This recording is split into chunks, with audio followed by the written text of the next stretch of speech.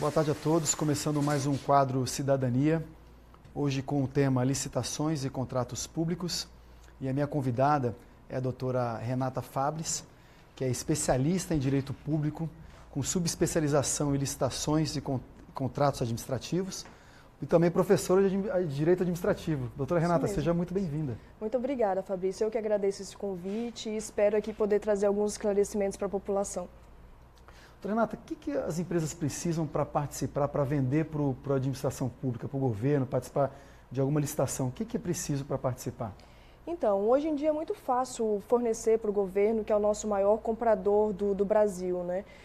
O governo, para você começar a participar de licitações públicas, inicialmente a gente precisa conhecer as regras do jogo. As regras do jogo são as leis que regulam os procedimentos de licitação. E depois disso, conhecendo essas regras, as empresas elas têm que ter a sua documentação relativa à sua regularidade jurídica, que é comprovar a sua instituição, a sua documentação com relação à sua qualificação econômica financeira, que isso vai demonstrar que a empresa ela tem capacidade de fornecer para o governo, né? A sua documentação com relação à sua regularidade fiscal e trabalhista, vai demonstrar que tem capacidade técnica, porque não é simplesmente eu falar, eu quero começar a fornecer para o governo. Essa empresa ela tem que demonstrar que ela tem capacidade naquele serviço ou naquele produto que ela está entregando para a administração. Entre outras coisas, né? Mas inicialmente, para começar a fornecer, precisaria dessa documentação. Tem que estar em dia com o fisco, não pode estar devendo, então, tributos, enfim, tem que ter uma série de certidões para poder participar. Certidão negativa tributária, trabalhista, todos esses documentos, eles vão entrar na sua habilitação jurídica ali, com seus documentos comprobatórios para mostrar que ela está em dia. Perfeito. As pequenas empresas e microempresas também podem participar, podem vender para o governo? Claro, inclusive um dos princípios da licitação pública é promover o desenvolvimento nacional, regional ou local. E quando teve uma alteração na legislação, na Lei 866, através de uma lei complementar, ela inseriu essa possibilidade, abriu o campo para as micro e pequenas empresas e empresas de pequenos negócios poderem também fornecer para a administração. Por quê? Essas empresas hoje elas têm benefícios que antes não existiam, antes de 2006. Hoje a documentação exigida para essas empresas é muito mais fácil elas conseguirem arrumar para poder apresentar para a administração. Inclusive, há preferências na contratação de micro e pequenas empresas na questão quando há um empate no preço. É sempre contratado uma empresa, uma EPP ou uma ME, mesmo que o preço dela tenha sido um pouquinho superior. Isso para poder promover o desenvolvimento local através dessa empresa, dessa contratação. Muito bom. Então, o comerciante que tem lá uma papelaria, se quiser participar de um processo licitatório para fornecer, por exemplo, material para as escolas, né, ele pode participar, então, normalmente? Isso, muitas vezes as pessoas pensam, só grandes empresas conseguem participar, empresas já de grande porte, consolidadas no mercado. Não, pelo contrário. Inclusive, hoje o Sebrae ele tem um grande trabalho de capacitação dessas empresas para que elas entrem no mercado. E, inclusive, auxiliando elas para poderem participar de licitação, com relação à documentação e tudo mais. Então, podem sim participar de licitação fornecendo para o governo. Doutor Renato, e se depois da licitação a empresa começa a fornecer, né, o serviço para o governo, prefeitura, né, quando me refiro à administração pública, e por algum motivo a administração pública para de pagar essa empresa, o fornecedor ele pode parar de também entregar o produto ou o serviço? É possível isso? Então, infelizmente é um pouco recorrente no nosso país os inadimplementos da administração. Hoje, bem menos do que há algum tempo atrás, mas o fornecedor, de acordo com a legislação, ele só pode parar de suspender a administração, seja uma execução de uma obra ou entrega de algum produto, após 90 dias de inadimplência. É justamente um dos motivos que, quando lá na sua fase de habilitação, ele tem que comprovar sua qualificação econômica, porque através dessa qualificação econômica ele demonstra que ele tem capacidade, que ele tem um giro de suportar uma inadimplência, né, digamos assim. E essa deve ser suportada de acordo com a Lei 866 até 90 dias. Após esse prazo, ele tem providências que poderão ser tomadas, tem instrumentos jurídicos que podem ser utilizados para ele vir a receber. E o governo, né, no caso a administração pública, ele pode também parar de pagar por algum motivo um fornecedor que cumpriu, ou que não vem cumprindo, né, o seu dever? Como é que funciona, doutora Renata? Então, não pode de forma alguma, né? A sua obrigação contratual é de fazer o pagamento sempre a partir de 30 dias a partir do recebimento daquela nota fiscal. E quando ele não faz esse pagamento, a empresa ela vai buscar os seus recursos para poder vir a receber. Aí, como que ela vai buscar? Tem instrumentos jurídicos para isso, tem que ser aplicado, os seus direitos têm que ser lidados, assim como, por exemplo, acrescer aquele valor principal que era da nota fiscal, a correção monetária e os juros legais, que muitas vezes a administração paga com 60, 70, 80, 90 dias de atraso, mas ela só faz o pagamento do valor principal. E aí aquela empresa que teve perdas e danos, muitas vezes sofre diversas ações trabalhistas, porque... Como falamos agora, dinheiro, né, para pagar os funcionários. Como falamos agora de micro e pequenas empresas que normalmente não têm todo esse capital, ainda mais num país em crise econômica como estamos. Então, ele sofre, sim, demandas trabalhistas. Quando a entrega de produtos, às vezes, ele compra um produto mais barato, ele compra em grande escala para ser mais barato, para poder, inclusive, oferecer um menor preço para a administração. Ele tem que fazer esse pagamento à vista e vai receber esse produto, esse valor, o pagamento dele da administração muito tempo depois. Então, isso também causa perdas e danos para ele. Então, ele tem esse direito de receber com 30 dias. Se não receber, ele tem os seus direitos, seus consecutados legais, que são os juros, correção monetária, perdas e danos. E para tudo isso é muito importante que ele sempre enumere, que ele documente, que seja comprovado naquele procedimento, naquele processo administrativo do contrato, todo esse prejuízo que ele está tendo.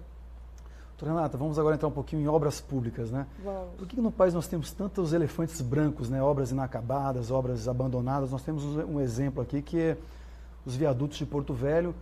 Teve o contrato assinado em 2008, vai fazer 10 anos de obra, acho que finalmente esse ano vamos terminar, né? Espero que sim, né?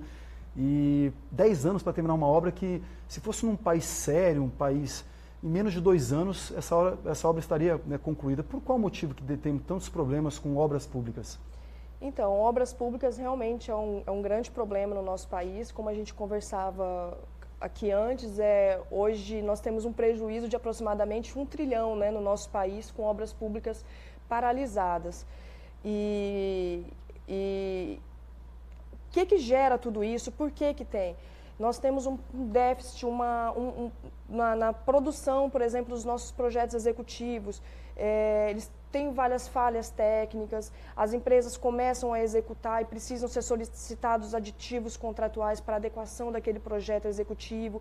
O trâmite desse projeto, dessa adequação desse projeto executivo é demorado dentro do órgão, porque ele passa por diversos setores, tem que ter parecer técnico de engenharia, tem que ter aprovação para aditivos financeiros, então vai para financeiro, tem que ter aprovação do órgão jurídico. Então, tudo isso a gente sabe muito bem que, como a nossa máquina administrativa ela é muito inchada, acaba que todo esse trâmite demora. Então, assim, são vários erros de projeto, a empresa ela começa a executar, às vezes, sobrevém algum fator superveniente que ela não consegue mais dar aquela celeridade. Na nossa região amazônica, nós sofremos com as chuvas, que é diferente de todo o restante do país. Aqui em Rondônia, por exemplo, só se executa obra durante 6 meses. Os outros 6 meses, as obras elas ficam paralisadas. Então, quando a gente vê lá numa placa que a administração licitou, já contratou, e está lá, duração da obra, 6 meses. Dificilmente aquela obra vai durar esses 6 meses, porque já sabemos que ao longo da execução vai ter aditivo contratual, porque tem falhas no projeto. Os nossos projetos, geralmente, eles são muito antigos, faz-se há 5, 6 anos atrás, e tem as mudanças climáticas, mudanças de tráfego, tudo isso influencia para o projeto ser falho. Além disso, tem aquelas questões ocultas, né, que só se descobre quando já está executando a obra.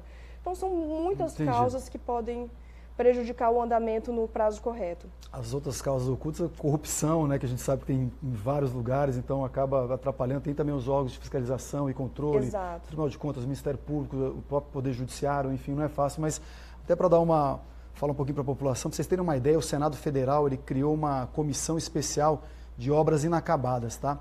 Só o Brasil tem essa comissão. E essa comissão fez uma análise então dessas obras em todo o Brasil e detectou que existem 22 mil obras paralisadas. Nós temos no Brasil 5.570 municípios.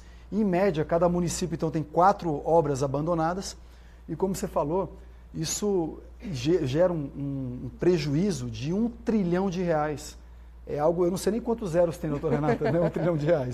Mas continuando, quanto tempo dura, em média, um processo licitatório, desde quando se publica o edital? Tem uma média disso, mais ou menos? Se a gente levar o pé da letra, como diz a lei, cada procedimento, dependendo da modalidade de licitação, ela tem um prazo. Por exemplo, quando a gente fala de pregão, seriam 8 dias úteis, né? Por isso até que hoje é uma das modalidades mais utilizadas na administração pública, por ser muito célere. Mas temos também a concorrência pública, que é um procedimento mais utilizado, por exemplo, para a contratação de obras públicas, né? E aí é um procedimento mais demorado, que ele vai demorar pelo menos 45 dias, isso é o prazo de publicação do edital, né? Que vai abrir para que as pessoas tenham conhecimento. Mas antes disso, dessa publicação, tem toda uma fase interna dessa licitação ainda, que é a elaboração de projeto, que é o estudo preliminar de tudo o que vai ser executado.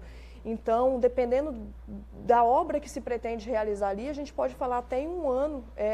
Só com burocracia? Só com burocracia, para se realizar estudos preliminares, para poder se fazer os projetos arquitetônicos e de engenharia, para poder elaborar os termos de referência, ter aprovação, recurso financeiro e mais a publicação. E após a publicação, a gente ainda pode falar que os 45 dias ainda pode-se haver impugnação de edital, pode haver a suspensão pelos órgãos de controle, Tribunal de Contas, se ele encontrar que existe alguma irregularidade naquele procedimento, demanda judicial. Então, tudo isso retarda o procedimento de licitação.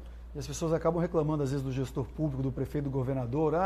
Primeiro ano ele não fez nada, mas não tem como, né? Porque até ele começar a fazer os contratos, né? As licitações, demora muito tempo.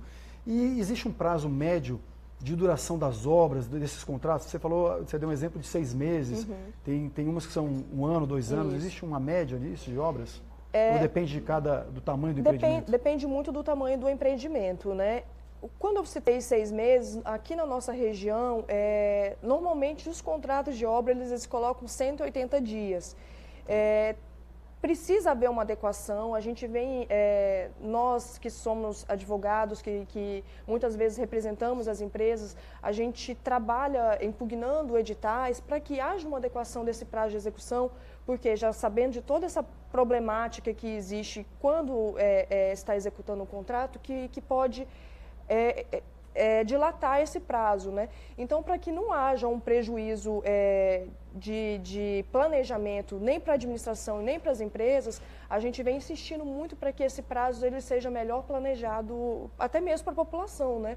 Porque, como eu disse, está lá uma placa de 180 dias, 6 meses, e de repente essa obra dura 10 anos, como aqui o caso dos viadutos. Então, deve ser melhor estudado, considerando todas as condições, principalmente do nosso estado, por conta da chuva, para esse prazo ele ser melhor colocado para cada tipo de obra. Doutor Renato, o que pode acontecer para as empresas que não cumpriram o contrato, essas empresas de gaveta, ou então empresas que não são sérias? Se ela deixar de descumprir um contrato, não entregar a obra, o que pode acontecer? Quais são as penalidades? Bom, a legislação, a Lei 866, que trata das regras gerais de licitação, ela traz um rol que é taxativo com relação às penalidades que são aplicadas. Pode ser aplicada inicialmente uma advertência para essa empresa. Caso ela persista nesse descumprimento, ela vai ser sancionada com uma multa. Essa multa ela tem que estar prevista no contrato. A empresa, quando ela vai participar da licitação, no edital, que a gente chama os instrumentos editalícios, ali já tem que estar quais são os percentuais da multa para cada tipo de descumprimento dela, para que chegue lá na frente e ela não seja surpreendida, né? Além disso, ela pode também vir a sofrer as penalidades restritivas de direito, que são a de suspensão do direito de licitar e contratar com a administração por até 2 anos e também ser declarada inidônea. Lógico que tudo isso tem que ser obedecido ao nosso princípio da ampla defesa do contraditório, tem que ser oferecido o direito de defesa para a empresa. Não pode ser simplesmente, toma aqui, você vai receber essa multa de R$100 mil e eu já vou aqui fazer uma retenção de pagamento. Não é assim, tem que ser obedecido todo esse processo de direito de defesa da empresa, que depois que realmente, se não for reconhecido, se a justificativa por ela apresentada não for aceita, aí aplica-se uma das sanções previstas na lei e no contrato. Ronaldo, muito bom, o papo foi bem rápido, mas foi muito bom. Muito obrigado pela sua presença aqui no quadro Cidadania. Muito obrigada, Fabrício, mais uma vez, agradeço e me coloco à disposição para outras participações, outros assuntos. Muito obrigada. Um abraço a todos, até a próxima quinta-feira com mais um quadro Cidadania.